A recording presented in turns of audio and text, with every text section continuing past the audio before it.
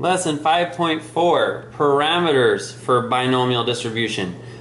Now, remember, parameters, where the main ones we're looking at are our mean, our variance, and our standard deviation. So here's how we can find those using binomial distribution.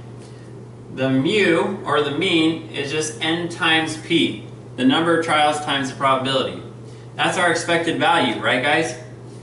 Our variance, which is theta squared, this thing's theta, is your number of trials times the probability of success times the probability of failure.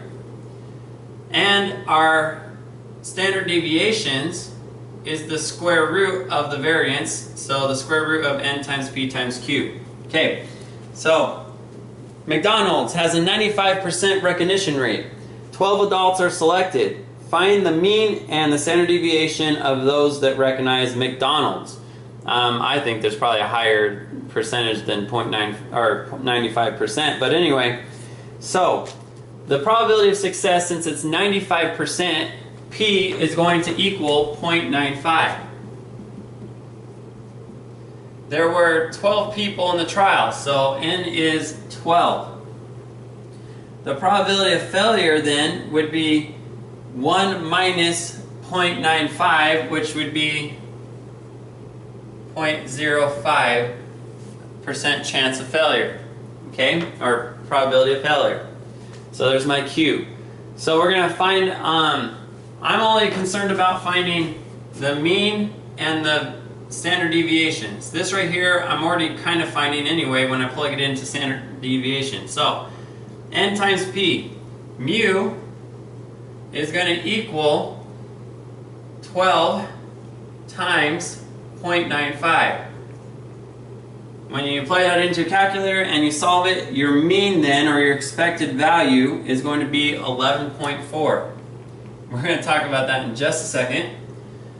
Our standard deviations is going to be the square root of n times probability of success, p, times the probability of failure, 0.05. Now guys, you'd multiply these all out and then take the square root last in your calculator. When you solve that, it would be 0.7549, blah blah blah, basically 0.8 rounded. Okay? So there's a 0.8 is your standard deviations. Alright guys, now let's talk about this really fast. Can you have an 11.4 person for your mean? Not really, right? Okay, so just think about that. You'd either choose 11 or go up to 12. One of the two is one that you'd have to choose. And we'll discuss that in just a minute. But anyway, just thinking about that. You can't have an 11.4 person. You can have a 0.4 person. Anyway, technically 11 people would know, sometimes 12, all 12. Now, we're going to check this for unusual outcomes. You remember, you have to find the maximum and the minimum. The maximum amount, remember, you take the mean and add 2 times the standard deviations. So for my maximum here,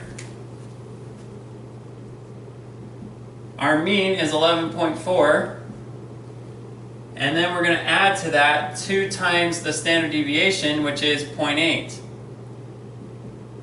Solving our maximum then, that is going to give us 13 people. We only have 12 in the study, right? So technically the maximum can only be 12 because there's only 12 in the study. Our minimum, I'm going to erase this. Our minimum is going to be 11.4 minus 2 times 0.8. When we solve that one, we get 9.8 people. 9.8 is legitimate, so it's really in between 9.8 and 12.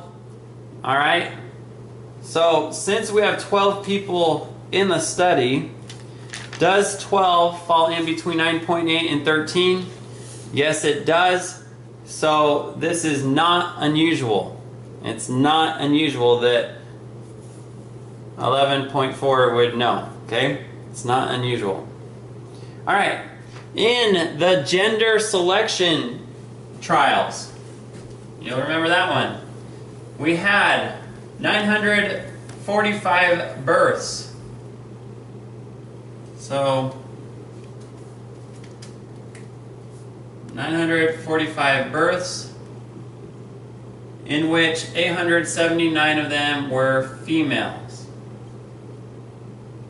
Alright, so going to that, assume boys and girls are equally likely, find the mean and standard deviation for this. Alright, well, N is the total number of trials, so that would be 945. X is the number of successes, so that would be 879. Probability, if they are equally likely, probability of success would be 0.5. Equally likely means they have equal chance. That means the probability of failure would also be 1 minus 0.5 is 0.5. So you have the same probability of success as you do failure. Alright, so if I want to find mu, or the mean, that's going to be our number in the trial, 945, times our probability of success, 0.5. That answer gives me 472.5 girls. So we expect, our expected value is 472 girls born, right? And a half. Our standard deviations for this one is going to be the square root of the square root of n, 945, times the probability of success times the probability of failure, 0.5 and 0.5. Remember, you solve this first and then you take the square root, and the answer that we will get there is 15.4 girls. Okay, so that is finding the mean and standard deviation, assuming everything was equally likely. Now, is this unusual?